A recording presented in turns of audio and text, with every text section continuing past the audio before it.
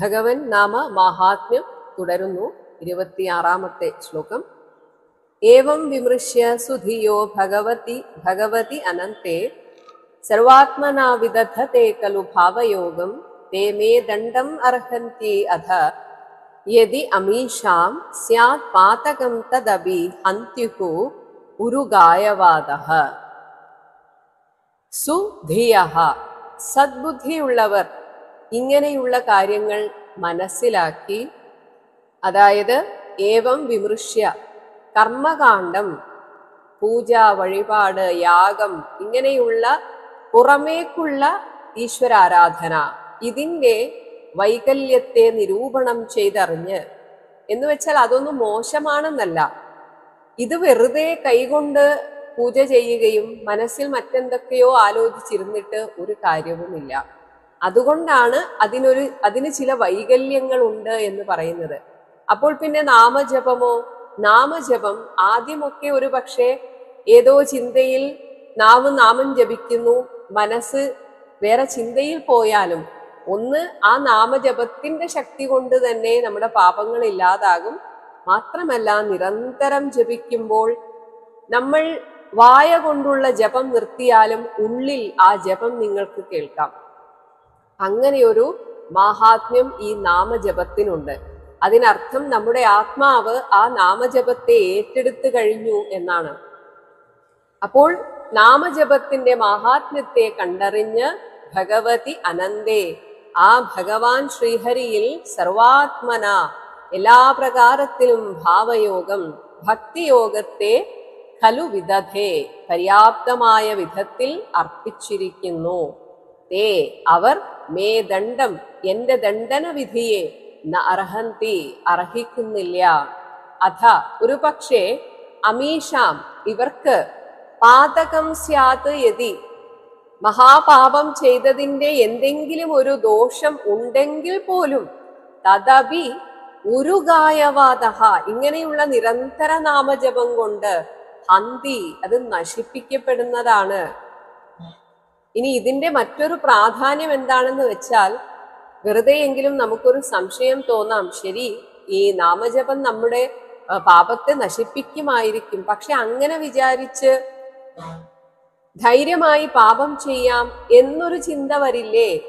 അങ്ങനെ ഒരു സംശയവും വന്നേക്കാം. പക്ഷെ ഇതിന്റെ ഒരു പ്രത്യേകത, നമ്മൾ പോലും അറിയാതെ ഈ രോഗ കാരണം വരെ എടുത്തു കളയും എന്നതുപോലെ ആയുർവേദ മരുന്നിന്റെയൊക്കെ ഒരു മഹാത്മ്യം, ഗുണം അതാണെന്ന് പറയും. പുറമേക്ക് ആ രോഗത്തെ അങ്ങ് അടക്കി വെക്കുകയല്ല, മറിച്ച് അതിന്റെ കാരണത്തെ വേരോടെ പിഴുതെടുക്കുകയാണ് ചെയ്യുക. ഇതുപോലെ നാമസങ്കീർത്തനം, നാമജപം നിരന്തരം നമ്മൾ ചെയ്യുകയാണെങ്കിൽ പാപം ചെയ്യണമെന്ന ചിന്ത പോലും ഇല്ലാതെയായി പോകും. ഇനി ഇങ്ങനെയുള്ള നാമസങ്കീർത്തനാദി സാധനയിലൂടെ ഭഗവാനിൽ മനസ്സർപ്പിച്ചവരെ ദേവന്മാർ പോലും ബഹുമാനിക്കുന്നു എന്ന് പറയുകയാണ് 27-ാമത്തെ ശ്ലോകം. തേ ദേവസിദ്ധ പരിഗീത പവിത്രഗാഥ യേ സാധവ സമദൃശോ ഭഗവത് പ്രപന്നാഹ താൻ ന ഉപസീദത ഹരേഹേ ഗദയാ അഭിഗുപ്താത് ന യേഷാം വയം ന ച വയഃ പ്രഭവാമ ദണ്ഡേ. യേ സാധവഃ യാതൊരു സത്തുക്കൾ ഭഗവാനിൽ മനസ്സുറപ്പിച്ചവർ, അവർ സ്വാഭാവികമായും സമദൃശഃ എല്ലാവരെയും ഒരുപോലെ കാണുന്നവരും ഭഗവത് പ്രപന്നാഹ ഭഗവാനെ സർവാത്മനാ ശരണം പ്രാപിച്ചവരും ആകുന്നു. അങ്ങനെയുള്ള തേ അവർ ദേവസിദ്ധ പരിഗീത പവിത്രഗാഥാഹ ദേവന്മാരാലും സിദ്ധന്മാരാലും സ്തുതിച്ചു വാഴ്ത്തപ്പെട്ട പാവന ചരിത്രത്തോടു കൂടിയവരായി ഭവിക്കുന്നു. അങ്ങനെയുള്ള ഭക്തന്മാരെ ദേവന്മാർ പോലും സ്തുതിക്കുന്നു എന്ന് പറയുന്നു. ഇനി മാത്രമല്ല, അവർ എല്ലാ കാലത്തും ഹരേഹേ ഗതയ ഭഗവാൻ ശ്രീഹരിയുടെ ഗദായുധത്താൽ അഭിഗുപ്താൻ അവർ സംരക്ഷിക്കപ്പെടുന്നു. ഒരു കവചമാണ്, ഭഗവാൻ തന്നെ അവർക്കൊരു കവചമായി തീരുന്നു. അതുകൊണ്ട് അത്തരത്തിലുള്ള ഭക്തന്മാരെ താൻ ന ഉപസീതത നിങ്ങൾ സമീപിച്ചുകൂടാ, യേശാം ദണ്ഡേ, ഇങ്ങനെയുള്ളവർ എന്തെങ്കിലും പാപം ചെയ്തിട്ടുണ്ടെങ്കിൽ തന്നെ അവരെ ശിക്ഷിക്കുവാൻ വയം, നമ്മളും, വയഹ, കാലശക്തിയും ന പ്രഭവാമ, കഴിവുറ്റവരാകുന്നില്ല.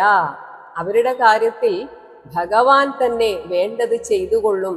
എന്ന് വെച്ചാൽ ഇപ്പോൾ അജാമിളനെ എങ്ങനെയാണോ ഒരു തിരിച്ചറിവ് കൊടുത്തിട്ട് തന്നിലേക്ക് വലിച്ചടുപ്പിച്ചത്, ഇതുപോലെ ഭഗവാന്റെ ഭക്തന്മാരെ നശിക്കാൻ ഭഗവാൻ സമ്മതിക്കില്ല. അതുകൊണ്ടാണ് ഭഗവാൻ ഗീതയിൽ പറഞ്ഞത് നമ്മെ ഭക്ത പ്രണശ്യതി, അവർ നശിക്കാൻ ഞാൻ സമ്മതിക്കില്ല. ഒരു പക്ഷേ സ്വതവേ പാപിയായിട്ടുള്ള അല്ലെങ്കിൽ ഭഗവാനിൽ വിശ്വാസമില്ലാത്ത ഒരാൾ തെറ്റ് ചെയ്താലും ഭഗവാൻ അതിനു നേരെ കണ്ണടക്കുന്നത് പോലെ നമുക്ക് തോന്നാറുണ്ട്. അതൊന്നും കണ്ടില്ലെന്ന് നടിക്കും. പക്ഷെ അതുകൊണ്ട് എന്ത് സംഭവിക്കുന്നു? അവർ വീണ്ടും വീണ്ടും തെറ്റ് ചെയ്യുന്നു.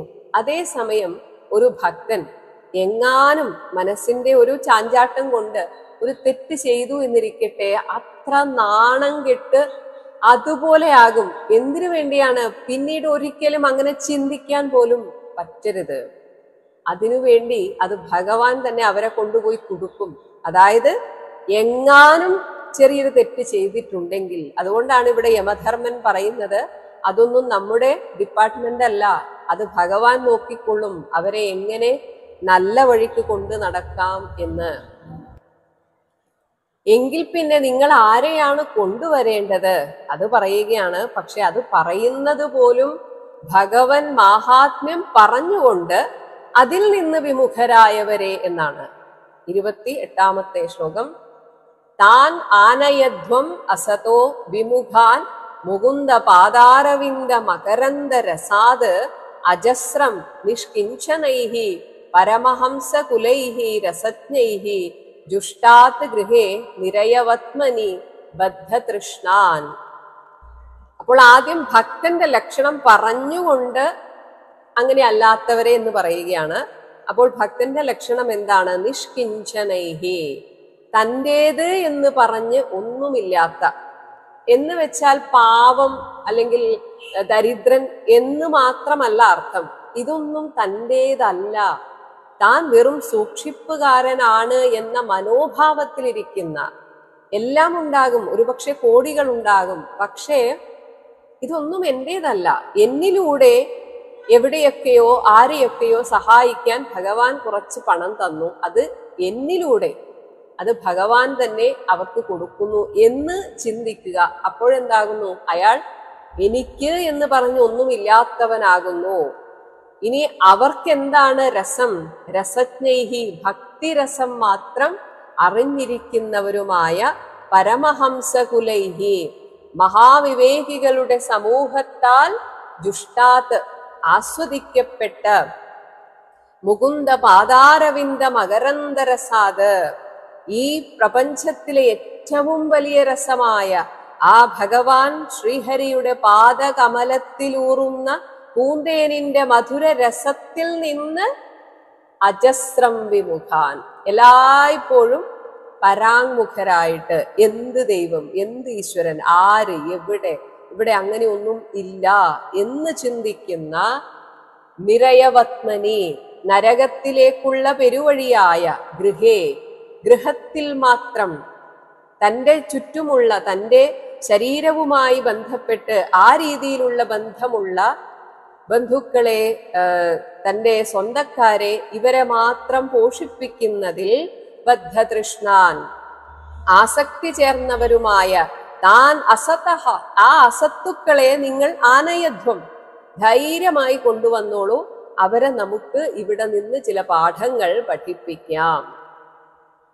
സദ്ഗുരുവിന്റെ ഒരു വാക്യം ഞാൻ വായിച്ചത് ഇങ്ങനെയാണ്: ഒരു ലൗകികനും ആധ്യാത്മിക ജീവിതം നയിക്കുന്ന, അതായത് ഈ ലോകത്ത് ജീവിക്കുക, അതിൻ്റെ കൂടെ ആധ്യാത്മികത ഉള്ളിൽ കൊണ്ട് നടക്കുന്നയാളും തമ്മിലുള്ള വ്യത്യാസം എന്താണ്? ലൗകികൻ പണം സമ്പാദിക്കുന്നു, പക്ഷേ അവന് ഒരു പക്ഷെ അത് മാത്രം സ്വന്തം എന്ന് പറയാം. ബാക്കി അവന്റെ സന്തോഷത്തിനായി അവൻ മറ്റുള്ളവരുടെ മുമ്പിൽ യാചിക്കുകയാണ്. അവർ എന്നെ സ്നേഹിച്ചാലേ എനിക്ക് സന്തോഷമുണ്ടാവുകയുള്ളൂ. ഇനി ഈ രീതിയിൽ എനിക്കൊരു സാഹചര്യം ഉണ്ടെങ്കിലേ എനിക്ക് സന്തോഷമുണ്ടാവുകയുള്ളൂ. ഇങ്ങനെ സമാധാനത്തിനും സ്വൈര്യ ജീവിതത്തിനും സ്നേഹത്തിനും വേണ്ടി മറ്റുള്ളവരോട് കെഞ്ചുന്നവരാണ് ആത്മീയ ജീവിതം നയിക്കാത്തവർ. ഇനി ആത്മീയ ജീവിതം നയിക്കുന്നവരോ, അവരെ സംബന്ധിച്ച് ഈ ലൗകികരായിട്ട്, അതായത് ഈ ലോകത്ത് ജീവിക്കുന്നവരാണെങ്കിൽ തീർച്ചയായും പണം സമ്പാദിക്കും. അതേസമയം തന്റെ സന്തോഷത്തിനു വേണ്ടിയോ സ്വൈര്യ ജീവിതത്തിനു വേണ്ടിയോ ആരോടും യാചിക്കില്ല.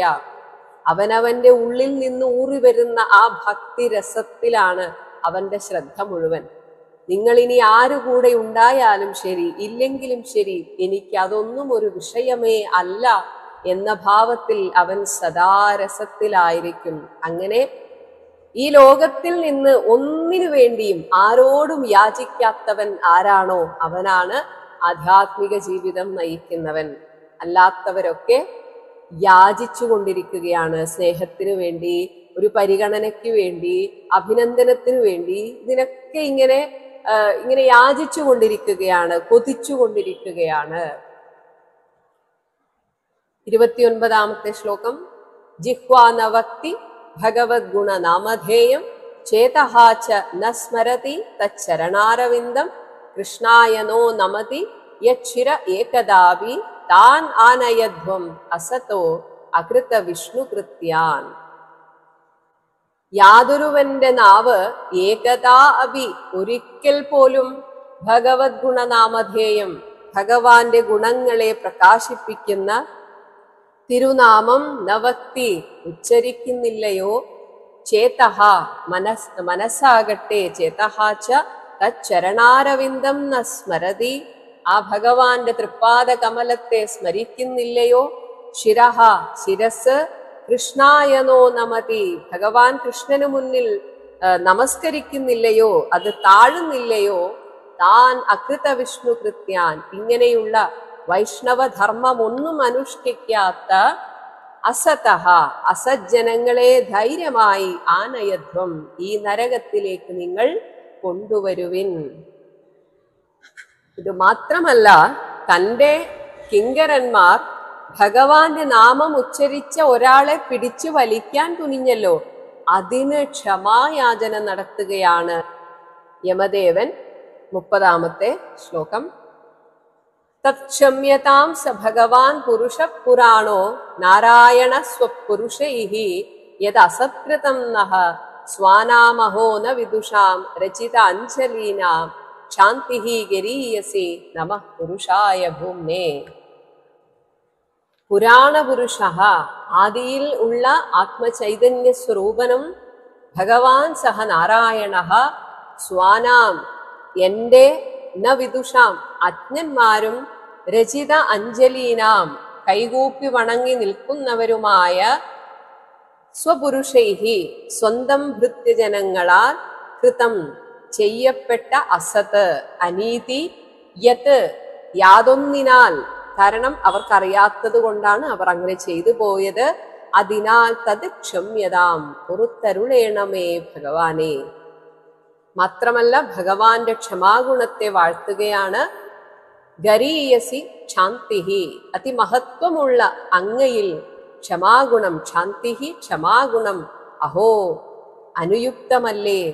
ഭൂമ്നേ എങ്ങും നിറഞ്ഞ പുരുഷായ ആത്മസ്വരൂപന് നമഃ നമസ്കാരം. ക്ഷമാസ്വരൂപനായ അങ്ങ് ക്ഷമിക്കുമെന്നറിയാം, എങ്കിലും ഞാൻ പറയുകയാണ്, അറിവില്ലായ്മ കൊണ്ടാണ് അങ്ങയുടെ നാമം ഉച്ചരിച്ച ആ അജാമിളനെ പിടിച്ചുകെട്ടാൻ ഇവർ തുനിഞ്ഞത്. അങ്ങനെ അറിവില്ലായ്മ കൊണ്ട് ചെയ്തു പോയ എന്റെ ഭടന്മാരുടെ ആ തെറ്റിനെ അങ്ങ് ക്ഷമിക്കണമേ. ഇനി ശുകബ്രഹ്മർഷി ഈ പറഞ്ഞതിനെ ഒന്നുകൂടെ സമർത്ഥിക്കുന്നു. ശ്രീ ശുക ഉവാച. 31ാമത്തെ ശ്ലോകം. തസ്മാത് സങ്കീർത്തനം വിഷ്ണോഃ ജഗന്മംഗളം അംഹസാം അഹതാമപി കൗരവ്യ വിദ്ധി ഏകാന്തിക നിഷ്കൃതം. തസ്മാത് ആകയാൽ ഹേ കൗരവ്യ കുരുവംശജനായ പരീക്ഷിത്തെ, വിഷ്ണോഹ സങ്കീർത്തനം മഹാവിഷ്ണുവിന്റെ നാമസങ്കീർത്തനം ജഗന്മംഗളം ലോക കല്യാണകരവും മഹതാം അംഹസാമപി വലിയ പാപങ്ങൾക്ക് കൂടി ഏകാന്തിക നിഷ്കൃതം സമൂലനാശം വരുത്തുന്ന പ്രായശ്ചിത്തവുമാണെന്ന് വിദ്ധി, അറിഞ്ഞുകൊള്ളുക.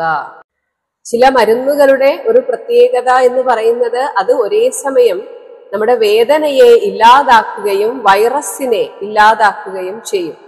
ആന്റിബയോട്ടിക് ഒക്കെ പോലെയുള്ള അങ്ങനെയുള്ള മരുന്ന്, ഇതൊരു ചെറിയ ഉദാഹരണമാണ്, ഭഗവൻ നാമവുമായിട്ട് തട്ടിക്കാൻ പറ്റുന്നതല്ല, എങ്കിലും പറയുകയാണ്.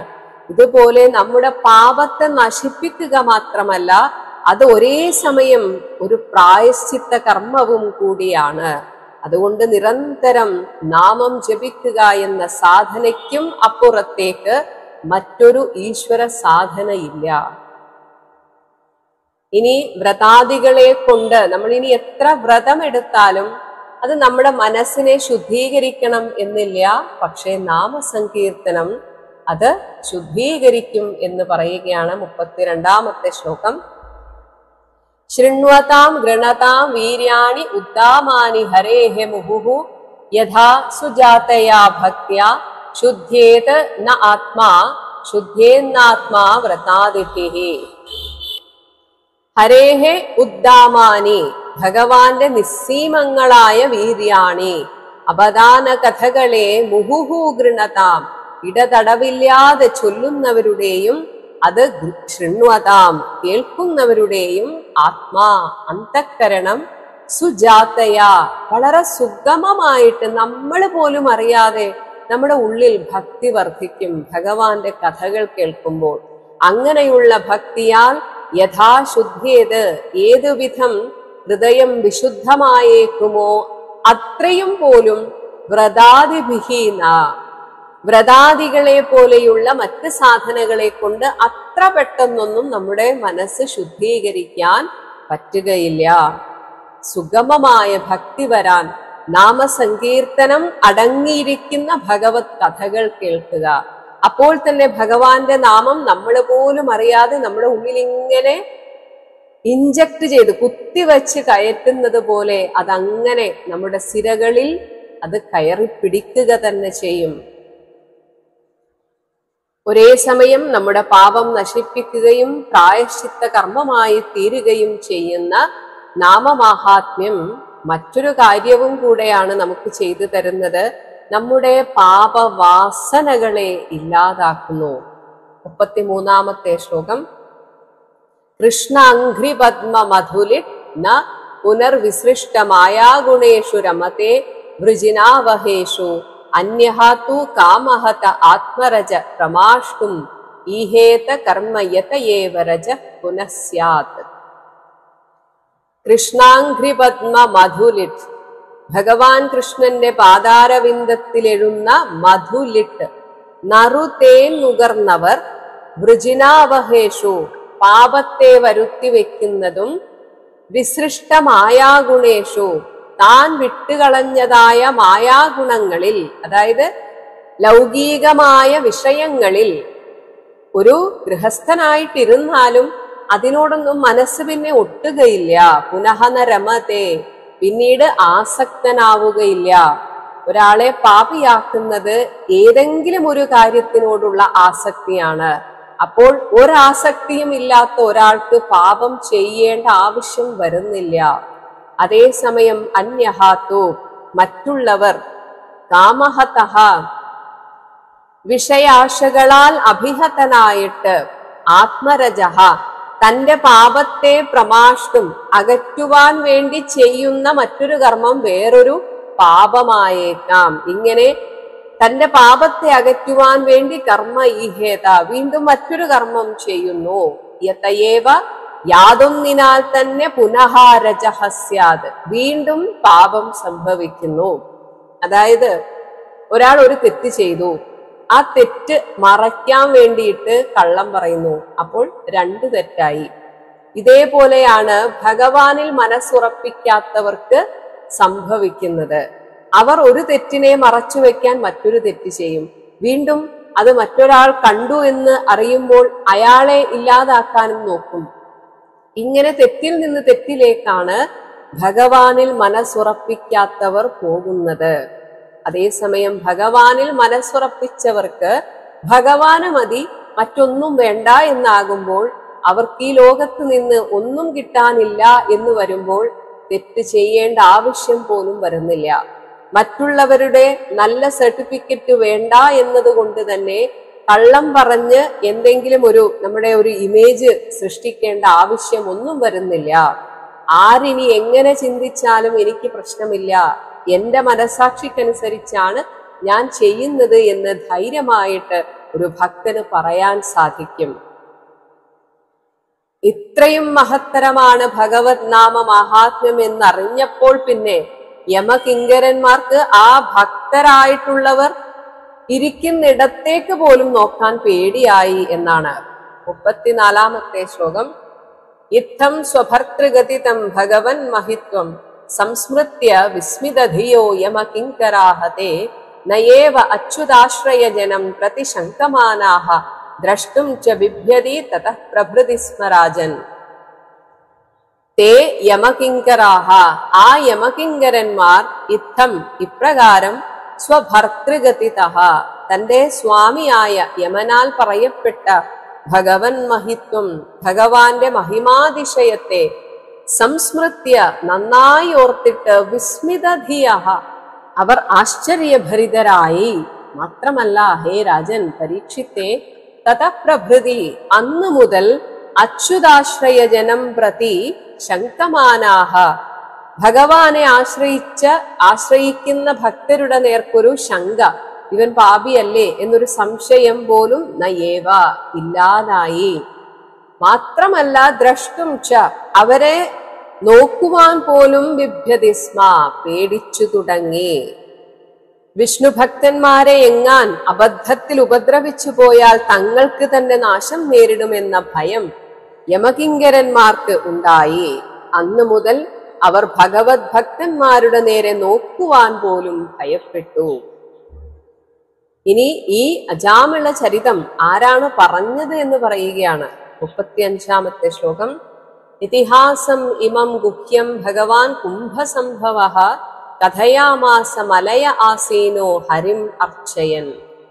ഇമം ഗുഹ്യം ഇതിഹാസം, ഇത്രയും രഹസ്യമായിട്ടുള്ള ഒരു നാമം കൊണ്ട് തന്നെ മനുഷ്യന്റെ ജീവിതത്തിൽ ഉണ്ടാകാവുന്ന ശ്രേഷ്ഠത, ഇതിനെക്കുറിച്ച് ഈ ഒരു ചരിത്ര കഥയിലൂടെ പറഞ്ഞു തന്നത് ഭഗവാൻ കുംഭസംഭവഃ, സർവജ്ഞാനനിധിയായ അഗസ്ത്യമുനിയാണ്. അദ്ദേഹം മലയെ ആസീനഃ, മലയപർവ്വതത്തിൽ ഉപവിഷ്ടനായി ഹരിം അർച്ചയൻ, ഭഗവാൻ ശ്രീഹരിയെ ഭജിച്ചുകൊണ്ടിരിക്കവേ ഭഗവാന്റെ കഥകൾ കേൾക്കാൻ താല്പര്യപ്പെട്ടവർക്കായിട്ട് ഈ ഒരു കാര്യം കഥയാമാസ, പറഞ്ഞതാകുന്നു. ഇത് പിന്നീട് മറ്റുള്ളവരാൽ ഉപദേശിക്കപ്പെട്ട് ഞാൻ അറിഞ്ഞതാണ് എന്നാണ് ശുഗബ്രഹ്മർഷി പരീക്ഷിത്തിനോട് പറഞ്ഞത്. അപ്പോൾ ഭഗവാനെ ശരിക്കും അടുത്തറിഞ്ഞ കുംഭസംഭവനായിട്ടുള്ള ആ അഗസ്ത്യമുനിയാണ് ഈ അജാമിള ചരിതം തന്റെ ശിഷ്യന്മാർക്കായി പറഞ്ഞുകൊടുത്തത് എന്ന് പറഞ്ഞുകൊണ്ട് ഈ ഒരു അധ്യായം അവസാനിക്കുന്നു. ഇത് ശ്രീമദ് ഭാഗവതേ മഹാപുരാണേ പാരമഹംസ്യാം സംഹിതായാം ഷഷ്ഠസ്കന്ധേ യമപുരുഷ സംവാദേ തൃതീയോऽധ്യായഃ.